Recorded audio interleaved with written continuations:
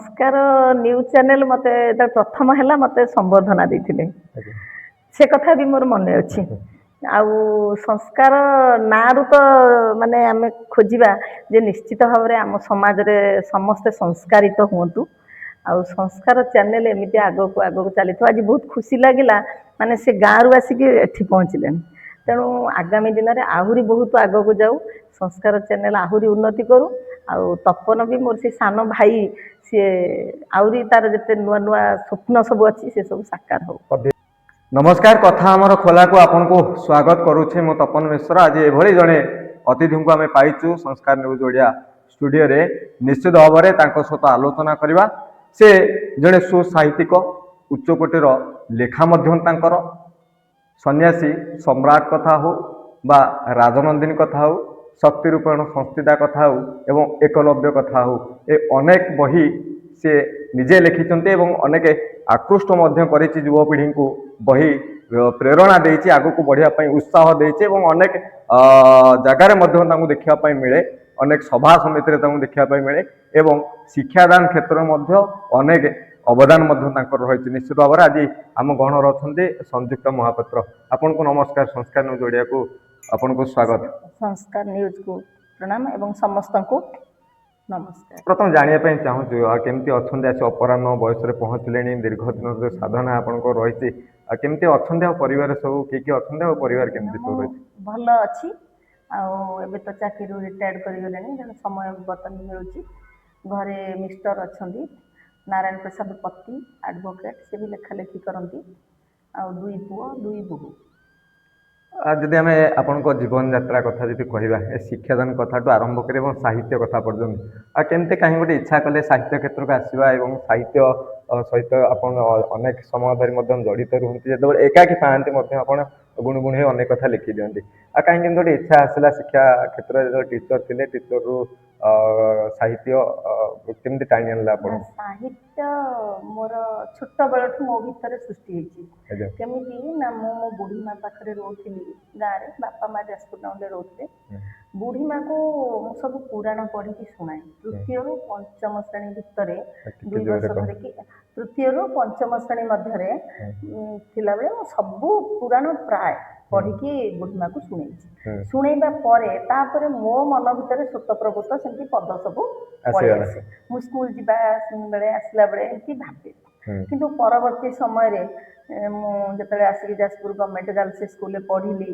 तापर कॉलेज ये सब भितर मु आ लेखा लेखी एत करें किंतु मो लेखार जो रचना लेखे कि प्रश्न उत्तर जहाँ साहित्य लेखे मत सब सांग मैंने साहित्यिका डाकती से तापर पाठपढ़ा चाकरी घर कि पुणे भितर मु रहीगली आ लेखा लेखी आग को जाइनी किंतु 2007 मसीह पुणी मो मन भर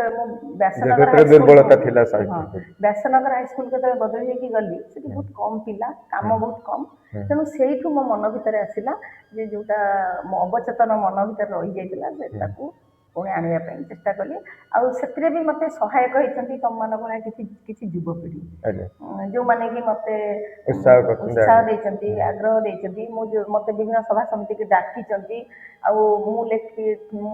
लेखा कि देले से नियमित छपे दिखती सभा समिति मो पाखे बहुत गैदरिंग होती से कौन पाई मुझे जाने माने कारण मो मिस्टर कि मु सरकारी चाकरिया बोलिकी कि मो लेखार थाए किसी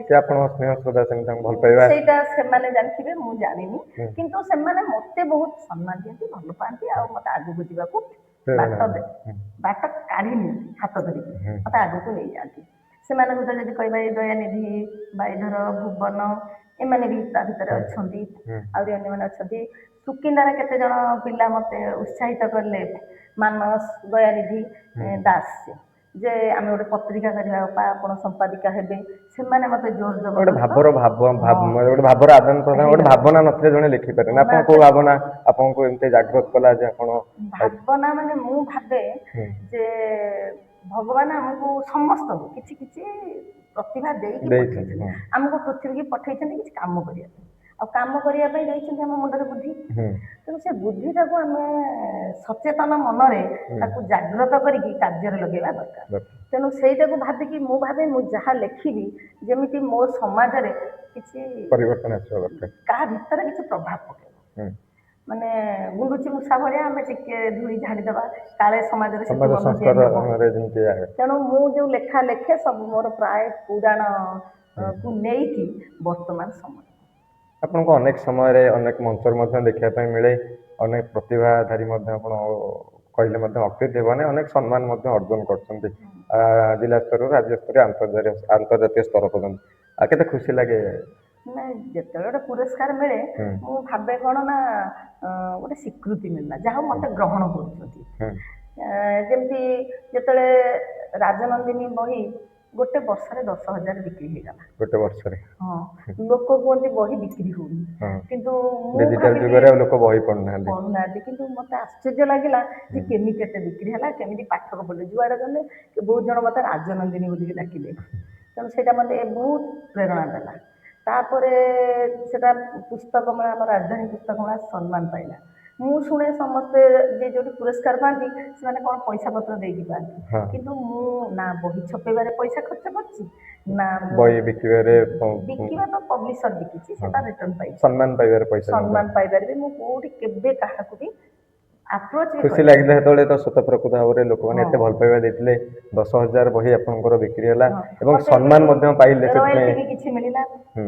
ସେଇଥିରେ ମାନେ ମୁଁ ଜାଣିଲି ଯେ ବର୍ତ୍ତମାନ ସମସ୍ତେ କହୁଛନ୍ତି ଆମେ ବହି ଛପେଇଲେ ଏତେ ପଇସା ଖର୍ଚ୍ଚ ହଉଛି, ପୁଣି କହୁଛନ୍ତି ବହି ପଢୁନାହାନ୍ତି କେହି। ଏଇ ଦିଟା କ୍ରାଇସିସ୍ ମୁଁ ଫେସ୍ କରିବି। ବହି ମୋର ଏବେ ଗୋଟେ ବହି ମୁଁ ଲେଖିଛି, ଏବେ MP ସାର୍ଙ୍କ ସହିତ କଥା ହଉଥିଲି, ଯାଜପୁରର ଇତିହାସ। ଯାଜପୁରର ଇତିହାସ ସେଟା 600 ପେଜ ଭଳିଆ ହବ। ଇତିହାସ କିମ୍ବଦନ୍ତୀ ନେଇକି ସବୁ। ହଁ, ଯାଜପୁରର ଇତିହାସ କହିଲେ ତ ପ୍ରଥମ ଇତିହାସ ଅଶୋକଙ୍କ ସମୟରୁ ଆରମ୍ଭ ହେଇଛି, ଲିଖିତ ଇତିହାସ ଶିଳାଲିପିରେ। କିନ୍ତୁ ତା ପୂର୍ବ କଥା ଗୁଡ଼ା ଆମର ପୁରାଣରେ ଅଛି, କିମ୍ବଦନ୍ତୀରେ ଅଛି, ଲୋକ କଥାରେ ଅଛି। ଆଜିକା ଯୁବପିଢି ମାନେ ଯୋଉଟା ଜାଣିନାହାନ୍ତି ଇତିହାସ କ'ଣ, ସେଟା ବହୁତ କଥା ଯାଜପୁର ଜିଲ୍ଲାରେ ଯାହା ଅଛି ସେଟା ଓଡ଼ିଶାରେ ସେ ଅପରାହ୍ନ ବୟସରେ ପହଞ୍ଚିଲେଣି, କେବେ ଲେଖା ଏମିତି ଆଗକୁ ଜାରି ରହିବ ନା କଲମ କେବେ ପୁଣି ବନ୍ଦ? ନା, ମୁଁ କେବେ ଭାବୁନି ମୋ ଅପରାହ୍ନରେ ପହଞ୍ଚିଲିଣି ବୋଲିକି। କାହିଁକି ନା ମୁଁ ସବୁବେଳେ ୟଙ୍ଗ ଜେନେରେସନକୁ ଭଲ ପାଏ, ଆଉ ସେମାନଙ୍କ ସହିତ ମିଶେ। ତେଣୁ ମୋ ଭିତରେ ଗୋଟେ ୟଙ୍ଗ ଫିଲିଙ୍ଗସ୍ ଥାଏ, ମାନେ ତେଣୁ ମୁଁ ଭାବୁନି। ଆଉ ମୁଁ ଲେଖିବି, ଲାଷ୍ଟ ପର୍ଯ୍ୟନ୍ତ ଲେଖି ଚାଲିବି। ରାଜନନ୍ଦିନୀ ଯେତେ ପ୍ରଶଂସା ସାଉଁଟୁଥିଲେ, ଆଉ କ'ଣ ଏମିତି କୋଉ ଲେଖା ଆପଣଙ୍କର ମନ ଅଛି? ମାନେ ରାଜନନ୍ଦିନୀ ମୁଁ କହିଦେଉଛି 3-4ଟାଙ୍କ ବହି ବିଷୟରେ ଟିକେ।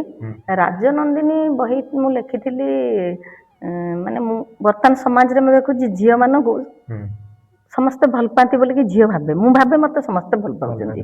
ମୁଁ ଭାବେ ମୋ ବାପା ମତେ ସବୁଠୁ ବେଶୀ ଭଲ ପାଉଛନ୍ତି। ମୋ ଚାରିପଟେ ମୁଁ ଭାବେ ମୁଁ ଗୋଟେ ରାଜନନ୍ଦିନୀ, ରଜା ଝିଅ ଭଳିଆ ବଢୁଛି। କିନ୍ତୁ ପ୍ରକୃତରେ ଦେଖିବାକୁ ଗଲେ ଯେତେବେଳେ ଝିଅଟିଏ ତାର ନ୍ୟାୟ ଖୋଜେ ସେତେବେଳେ ତାକୁ କେହି ଭଲ ପାଆନ୍ତିନି। ଯେମିତି ଉଦାହରଣ ସ୍ୱରୂପ ମୁଁ ନେଇଛି ଦ୍ରୌପଦୀ ଚରିତ୍ର। ଦ୍ରୌପଦୀ ନ୍ୟାୟ ଖୋଜନ୍ତି ବୋଲିକି ସବୁ ଜାଗାରେ ମାନେ କ'ଣ ଯୋଉ ଶୋଷଣ ନିର୍ଯାତନା ପାଇଛନ୍ତି, କଷ୍ଟ ପାଇଛନ୍ତି ଜୀବନ ସାରା, ଯୋଉଥିପାଇଁ କି ମହାଭାରତ ଯୁଦ୍ଧ ବି ସଂଗଠିତ ହେଇଛି। ଆଉ ବର୍ତ୍ତମାନ ସମୟରେ ବି ମୁଁ ଦେଖୁଛି ଯୋଉଠି ଯୋଉ ଝିଅମାନେ ଟିକେ ଜିଦି ଖୋର ସ୍ୱଭାବ ରହୁଛନ୍ତି, ନ୍ୟାୟ ଖୋଜୁଛନ୍ତି, ସାଲିସ କରୁନାହାନ୍ତି, ସେମାନେ କଷ୍ଟ ପାଉଛନ୍ତି।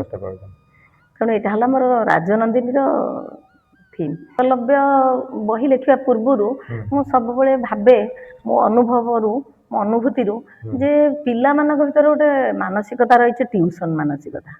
ଘରେ ବହୁତ ଖାଇବା ପିଇବାକୁ ନଥିବ, ଅସୁବିଧା ଅଭାବ ଥିବ, ବାପା ମା ମାନେ ପିଲାକୁ ଟିଉସନ ପଠଉଥିବେ, ଆଗେ ଖର୍ଚ୍ଚଟା ସେଇଠି ଦିଆଯାଏ। କିନ୍ତୁ ଟିଉସନରେ ବି ସାର୍ ମାନେ ବସେଇ ଦିଅନ୍ତି, ସ୍କୁଲ ଭଳିଆ ମେଞ୍ଚେ ପିଲାକୁ ବସେଇ ଦିଅନ୍ତି, ହଉ କି ନ ହଉ ତ ଟିଉସନ ଗଲେ ପାଠ ଭଲ ହବ ବୋଲି ସମସ୍ତଙ୍କ ଧାରଣା। ତେଣୁ ଏଇଆକୁ ଚିନ୍ତା କରିକି ମୁଁ ଲେଖିଥିଲି ଯେ କେମିତି ଏକଲବ୍ୟ ବିନା ଗୁରୁରେ, ଅର୍ଜୁନ ଥିଲେ ଗୁରୁଙ୍କ ପାଖରେ କିନ୍ତୁ ଏକଲବ୍ୟ ନଥିଲେ ଗୁରୁଙ୍କ ପାଖରେ, ହେଲେ ଏକଲବ୍ୟ ଅର୍ଜୁନ ଠାରୁ ଅଧିକ ଯୋଉ ଯୁଦ୍ଧ ଶାସ୍ତ୍ରରେ ବିଶାରଦ ହେଲେ ଏବଂ ଅଧିକ ବୀର ହେଲେ, ଅଧିକ ଜ୍ଞାନ ଅର୍ଜନ କଲେ। ଶାସ୍ତ୍ର ଶସ୍ତ୍ର ଏସବୁ ଜ୍ଞାନରେ ପାରଙ୍ଗମ ହେଲେ ଅର୍ଜୁନଙ୍କ ଅପେକ୍ଷା ଅଧିକା। କେମିତି ହେଲେ? ଏଇଟା ହଉଛି ବିଜ୍ଞାନ। ସେଇଟାକୁ ମୁଁ ଏକଲବ୍ୟ ବହିରେ ଲେଖିଛି। ସନ୍ନ୍ୟାସୀ ସମ୍ରାଟ ଅଛି। ସନ୍ନ୍ୟାସୀ ସମ୍ରାଟ ଆମେ ସମସ୍ତେ ଜାଣିଛନ୍ତି, ଆମର ଜାତିର ପିତା ମହାତ୍ମା ଗାନ୍ଧୀ ବି କୁହନ୍ତି ଯେ ଆମର ରାମ ରାଜ୍ୟ ଦରକାର। ରାମ କହିଲେ ଆମେ ବୁଝନ୍ତି ନୟନାଭିରାମ, ସେ ହେଉଛନ୍ତି ଆନନ୍ଦ, ସେ ହେଉଛନ୍ତି ଶାନ୍ତି, ସେ ପରମ ଆନନ୍ଦ।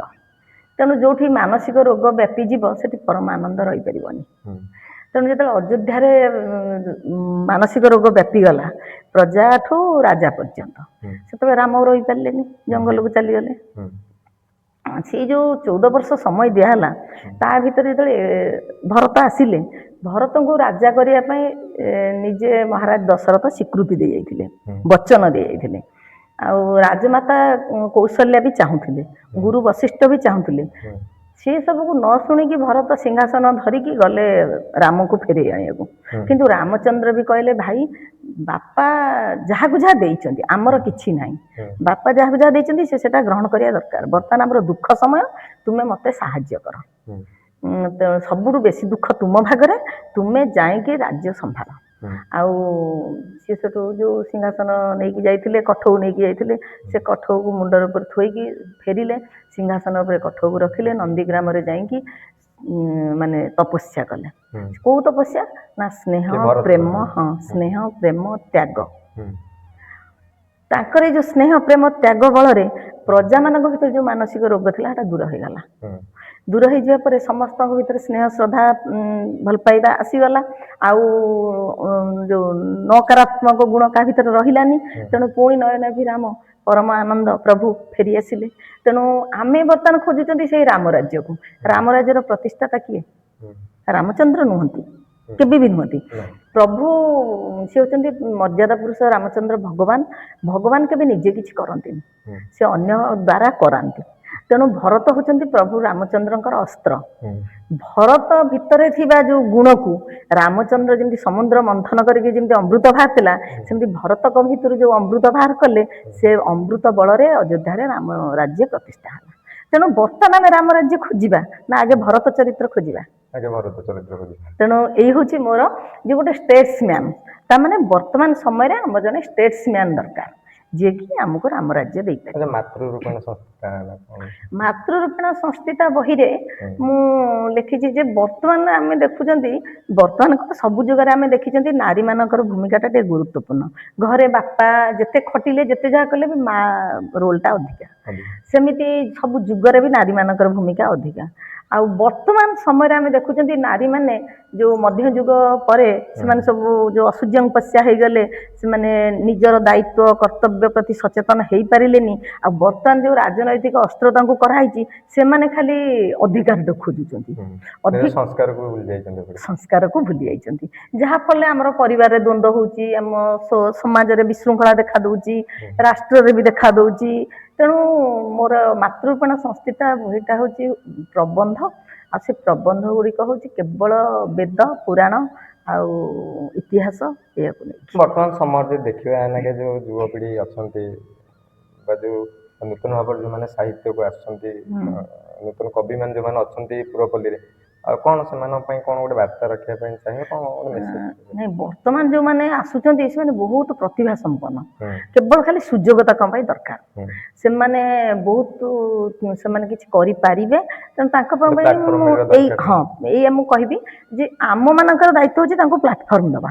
ଆଉ ସେମାନଙ୍କର ଦାୟିତ୍ୱ ହେଲା ସେମାନେ ଆମ ଦେଶର ଯୋଉ ସଂସ୍କୃତି, ଆମ ଦେଶର ଇତିହାସ, ଆମ ଦେଶର ଭୂଗୋଳ ଆକୁ ଭଲ ଭାବରେ ଅଧ୍ୟୟନ କରନ୍ତୁ।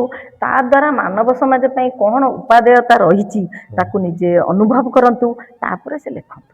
ଆଉ କ'ଣ କହିବା ପାଇଁ ଚାହିଁବେ ଦର୍ଶକ ମାନଙ୍କୁ ଯୋଉମାନେ ଅଛନ୍ତି ବା ଯୋଉମାନେ ଆପଣଙ୍କର ପ୍ରଶଂସକ ମାନେ ରହିଛନ୍ତି, ସେମାନଙ୍କୁ କ'ଣ କହିବେ ଆଜିକା ଦିନରେ? କ'ଣ ନୂତନ 2026 ଇଂରାଜୀ ନବବର୍ଷରେ କ'ଣ ବାର୍ତ୍ତା ରଖିବେ? ସେମାନଙ୍କୁ ମୁଁ ବାର୍ତ୍ତା କିଛି ଦେବିନି, ମୁଁ ବରଂ ସେମାନଙ୍କ ପାଖରୁ ମାଗିବି ଯେ ମୋ ପାଇଁ ଏଇଭଳି ଶୁଭକାମନା ରଖନ୍ତୁ ଯେ ମୁଁ ଯାହା ଲେଖିବାକୁ ଚାହୁଁଛି ସେସବୁ ମୋର ଲେଖା ସରିଯାଉ।